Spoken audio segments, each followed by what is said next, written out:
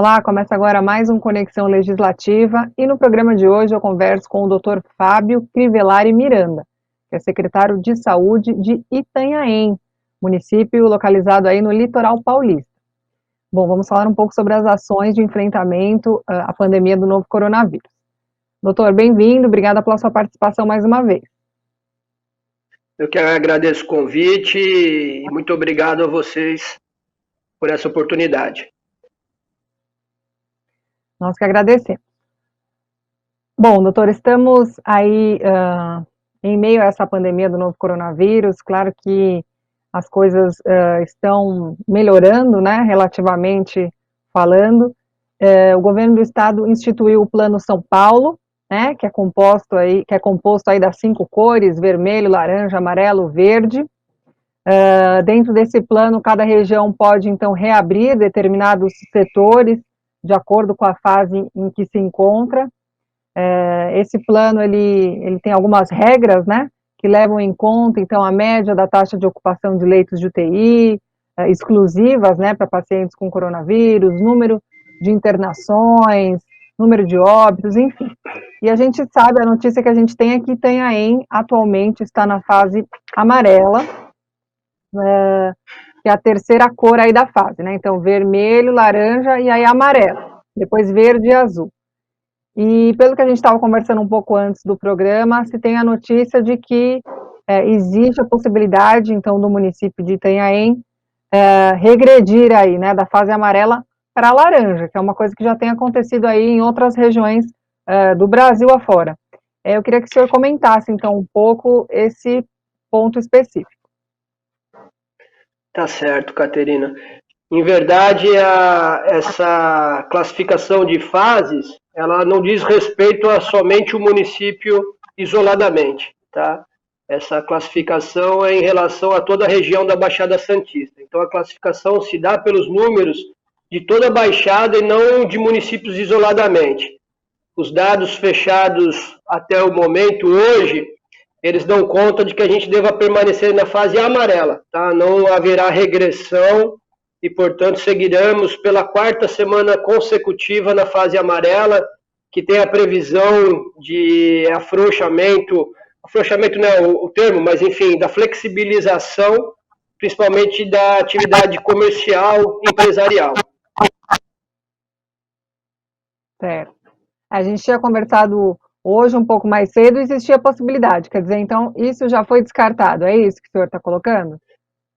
Sim, os números precisavam ser fechados hoje, os dados são compilados até aproximadamente 10, 11 horas da manhã, e hoje houve o fechamento. A capacidade hospitalar ela continua muito satisfatória, e havia uma dificuldade aí para o fechamento no número de novas internações.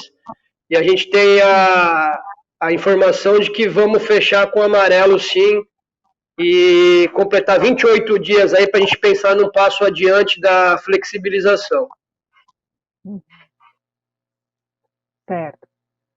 Bom, o governo tem feito essa requalificação de fase aí a cada, eu não sei se são 2 semanas, eu não sei exatamente, mas o governo do estado ele tem analisado. Então, caso a região tenha uma piora nos índices, ela pode regredir, se a coisa melhorar, ela pode avançar, né, para que haja, então, uma promoção aí a uma fase com menos restrições, mais aberturas, que é o que todo mundo deseja, né? E eu acredito que a população, inclusive, tem um papel aí de bastante relevância dentro dessa dinâmica, porque apesar desse plano de retomada, a orientação é muito clara, que as pessoas respeitem as medidas de segurança, continuem utilizando máscaras. Como que tem sido aí em Itanhaém especificamente, ainda que essa classificação, como você bem pontuou, ela não é de municípios isolados, mas sim de toda a Baixada Santista, que aí envolve vários municípios. Falando de Itanhaém especificamente, como que tem sido a resposta da população? As pessoas têm respeitado, têm utilizado máscara? Como que o senhor, como secretário, sente isso? Bom, em relação à classificação ou à reclassificação de fases, para você regredir de fase só os números piorarem, você pode ser automaticamente, a região pode ser automaticamente rebaixada para uma fase mais restrita. Para você avançar de fase, é preciso permanecer pelo menos 2 semanas com os índices favoráveis e dando suporte para que você avance a uma fase menos restritiva. Aqui no município de Itanhaém, a gente, principalmente aos finais de semana, encontra um pouco mais de dificuldade da compreensão da população, principalmente o turista que desce para cá, de obedecer às regras do distanciamento e do uso constante de máscaras. Então, o que tu falastes aí é super importante, reforçar, embora já no período de maior flexibilização, que os cuidados de distanciamento, de higiene das mãos e do uso constante de máscara permaneça. Esse tipo de comportamento é fundamental para que a gente continue avançando e os números de transmissão, de contaminação se estabeleçam nesse platô que a gente vem observando. Então, precisamos continuar contando com a dedicação da população, do empenho da população em cumprir essas orientações sanitárias para que a gente continue avançando. Doutor, o senhor pontuou a questão do turismo, né? Essa era uma pergunta que eu ia te fazer também. Né? A gente sabe que no início da pandemia a orientação é não viaje e fique na sua casa. Ainda assim, a gente sabe que tem gente que tem casa na praia e que ficou na praia, e quer dizer, dentro de casa, né? Muita gente dentro de casa, mas quer dizer, desceu aí a serra e foi para a praia, enfim, até um momento da pessoa poder até desconectar, mas a orientação era muito clara. Agora a gente está tendo essa abertura aí gradual, mas ainda assim é preciso tomar cuidado, né? Como que está a questão do turismo aí? Você mencionou o fim de semana, né? Quer dizer, o pessoal tem Uhum. descido muito, ido para a praia e passeado livremente aí pelas praias. Como que está a situação? Caterina, o que aconteceu foi que a região da Baixada Santista, ela já está, como eu comentei no início, há 4 semanas na fase amarela, enquanto muitas regiões do interior estavam em laranja e em vermelho. Essa situação de que a gente estava numa situação mais confortável, que a gente estava mais protegido, vamos dizer assim, fez com que o turista, o veranista, viesse maciçamente para cá já há 4 semanas, né? Então ele se encontrava numa região, até a Grande São Paulo, perto de São Paulo, região do interior, em que a classificação era mais restritiva, ele enxergava a Baixada Santista na fase amarela, principalmente o pessoal que já tem casa aqui, e desceram maciçamente. A título de curiosidade, eu moro num condomínio que tem muita gente de fora e o condomínio parecia temporada de verão. Né? Tá cheio, o pessoal migrou, principalmente porque as crianças estão sem aula, né? Podem fazer aula remotamente, portanto, podem fazer à distância, aqui mesmo na região de praia. Então, veio muita gente para cá e até semana passada o tempo estava bem bacana, tinha muito sol, então as nossas praias lotaram e houve um claro desrespeito às orientações para a utilização da faixa de praia. Realmente, o uso de máscara na orla não foi adequada, nós fizemos campanha, a administração montou tendas de esclarecimento e distribuição de máscaras, né, na tentativa de conscientizar que, apesar da fase amarela, ainda são necessários esses cuidados. Sem dúvida, doutor. Avançando um pouquinho a nossa conversa, o senhor mencionou a questão das crianças aí que estão sem estudar, né? Quer dizer, na verdade, elas estão estudando aí de maneira remota, né? Ainda que existem especulações aí de que algumas escolas do ensino público não conseguiram manter essa grade curricular aí à distância, né? É um assunto que tem gerado bastante discussão. Também conversando com o senhor hoje um pouquinho mais cedo, o senhor disse que o prefeito já se especula, então, aí que as aulas não retornem mais esse ano, né? A gente tem algumas previsões aí por parte do governo do estado, dizendo, então, que a princípio as aulas retomariam agora em setembro, agora já adiou para 7 de outubro, se não me engano, mas ainda assim corre o risco das aulas não voltarem, em vista da situação que a gente está passando. Eu queria que o senhor falasse um pouco aí sobre Itanhaém, né? O que o prefeito disse, já é oficial que as aulas não retornam? Como que está aí a situação, doutor? Secretário. Legal, Caterina. Ambas as coisas. Em verdade, não vou deixar de ser médico, né? A tendência fortíssima e o grupo de trabalho em discussão junto com o prefeito, secretário de administração, secretário de desenvolvimento econômico, né, a tendência fortíssima para que não haja a retomada das aulas esse ano letivo não há muita chance, a tendência é forte para que a gente não faça a retomada das aulas presenciais. Foi feita uma pesquisa, assim como o governo do estado, junto aos pais, e mais de 70% dos pais não têm o desejo de retornar com seus filhos, com as crianças, para as aulas presenciais. Há um movimento forte também dos servidores da área de educação, muito temerosos com a retomada das aulas presenciais. Enfim, a infraestrutura de retomada da aula presencial ela é extremamente difícil, né? Aliada aí uma falta de segurança por parte dos pais, a tendência fortíssima é de que não haja a retomada das aulas presenciais no município de Itanhaém. A não ser que haja uma mudança muito significativa, que a gente não vislumbra a curto prazo. A gente sabe que com essa questão da pandemia, o aspecto da biossegurança ganha uma força muito grande, né, doutor, né, secretário? Até por isso, a orientação é que as aulas retornem, mas não com 100, as classes não com 100% da sua capacidade, né? A princípio, uma porcentagem menor, acho que 30%, 35%, depois evoluiria para 80%, para depois 100%.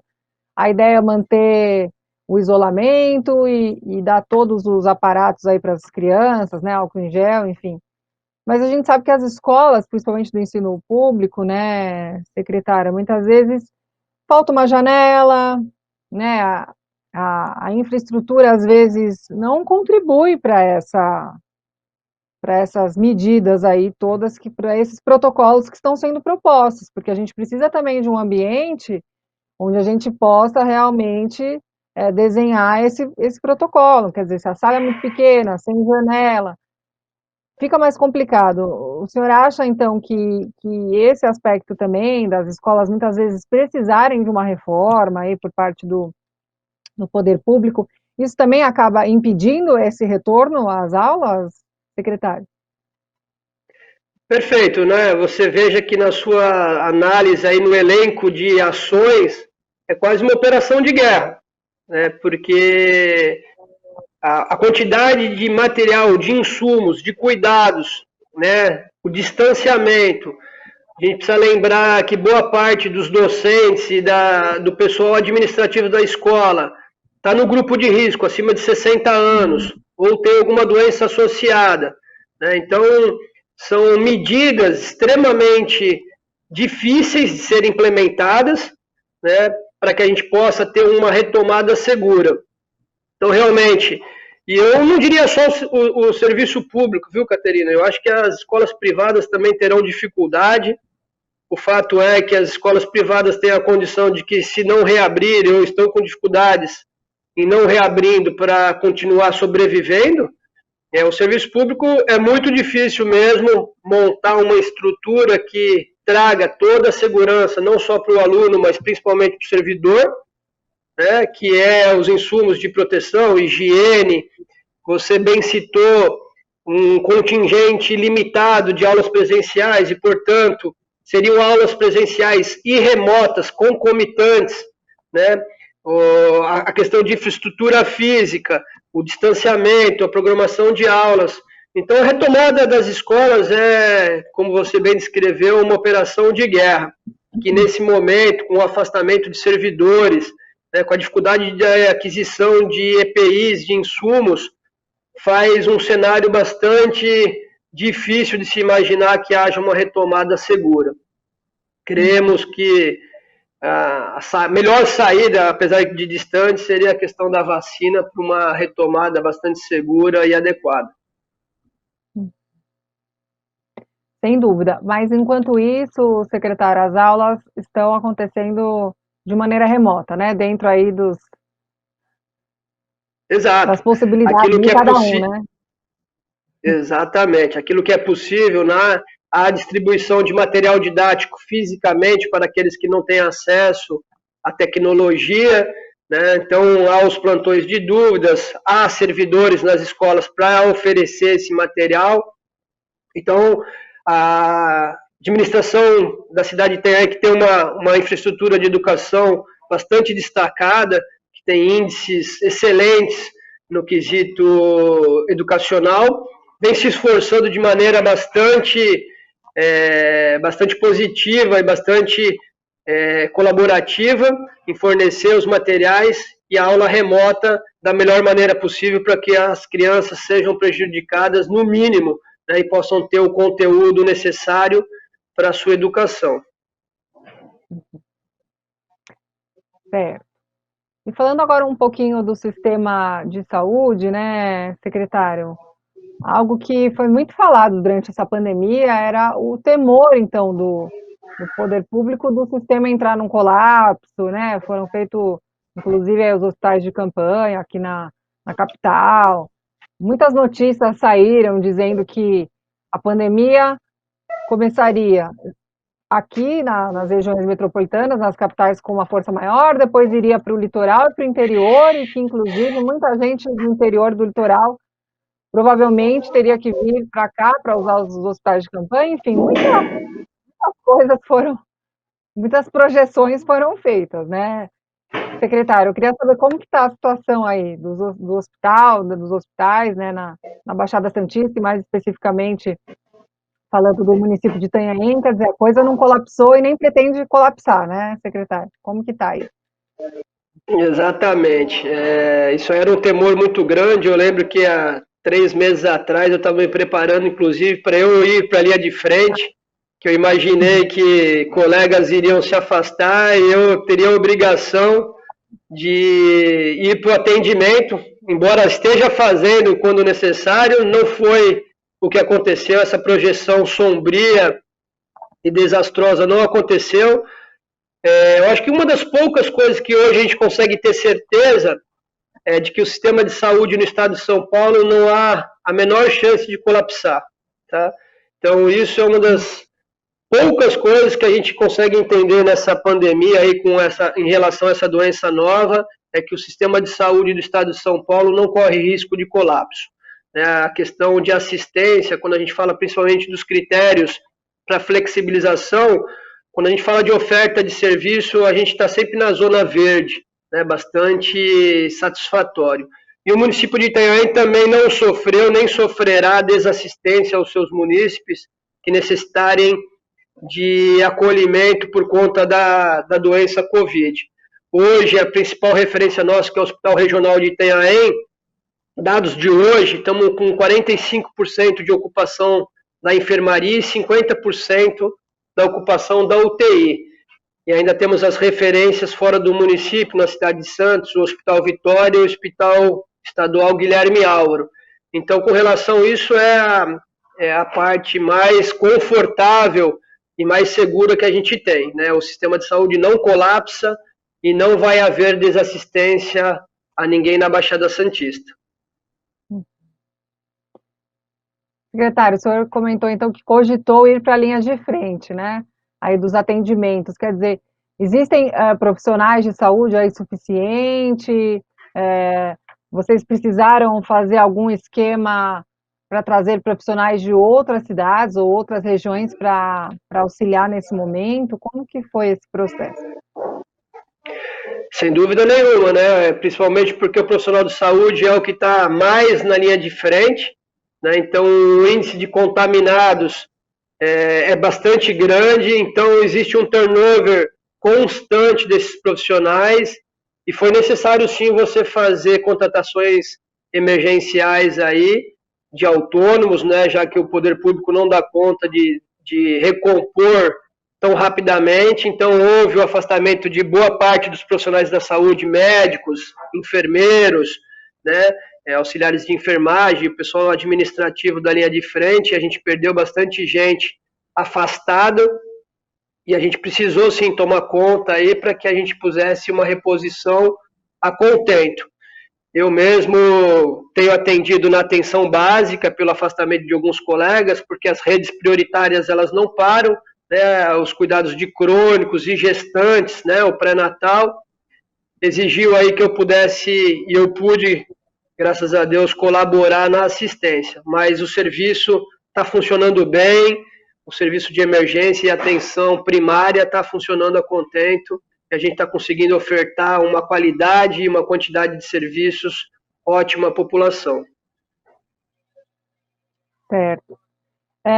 E secretário, em relação à testagem, né, que também é um ponto assim importante, né, até para o próprio município entender como que está a situação, e a própria população também quer saber, né, já tive a Covid, tô com a Covid, porque tem gente que é assintomático, a gente fica com essa dúvida, né, assim, e a questão da testagem é muito importante, ainda que gere um pouco de polêmica, né? A gente tem algumas opções, o RT-PCR, que pelo que eu conversei aí com os especialistas, é o exame mais preciso. Temos também os exames sorológicos, que na verdade ele detecta mais a questão dos anticorpos, do corpo, mas mais para o final da doença, então dizem que não é tão efetivo. Temos também os testes rápidos que a gente encontra na farmácia. Eu particularmente fiz um teste rápido, foi o único teste que eu fiz, e deu negativo. Espero que me disse que mostrou que eu não estou com a Covid e que eu também não tive. Assim, mas depois eu conversando com uma especialista, ela disse que pode ser que não é tão fiel aí. Não, e o teste sorológico seria bom que você testasse positivo, porque você teria já criado anticorpos e passado pela fase perigosa. Exato. Aqui em Itanhaém a gente ampliou a oferta de testagem, né, tanto PCR quanto os testes rápidos, que são os ditos sorológicos também. O PCR, como você muito bem descreveu, é o que faz o diagnóstico da doença aguda, né? Ele é aquele que usa o cotonete, o suave, né, na orofaringe, narinas e boca e garganta. Ele é um teste que você deve fazer após o 3º dia dos sintomas até o 10º dia dos sintomas, e esse é o teste que diz se você está com a doença aguda. Esse é o padrão ouro. Mas eu gosto de lembrar bastante, porque há essa impressão bem consolidada aí de que a política de testagem é a melhor. Eu não discordo exatamente disso, mas eu insisto que o mais importante é o isolamento. Né? Por exemplo, vamos se prender aí o PCR que você faz com 3 dias de doença, e se você lembrar que você é assintomático, sem os sintomas ainda, você pode ser um transmissor, a hora que você faz a coleta de teste, você precisa obrigatoriamente ficar isolado. Esse é o grande diferencial para você diminuir o impacto de transmissão. E enquanto não sai o resultado do teste, que no auge da pandemia demorava até 10 dias, e, portanto, quando saiu o resultado, você já tinha passado do período de quarentena, e se você não tivesse ficado isolado, o teste pouco seria válido, uma vez que se ele viesse positivo, você já tivesse se exposto ou transmitido a outras pessoas, ainda é uma política bastante empregada. Então, o teste PCR para diagnóstico da doença, o paciente até o resultado precisa ficar em isolamento e com sinais de agravamento procurar um serviço de saúde. Já os testes sorológicos, os testes rápidos, são aqueles testes que você faz com sangue capilar, né, um furinho na ponta do dedo, e ele visa pesquisar a exposição, né, se você já teve exposição à doença e, portanto, se aparecer lá o anticorpo IgG ou IgM, o IgM de fase mais precoce, portanto, você ainda pode estar portador da doença e, portanto, permanece isolado.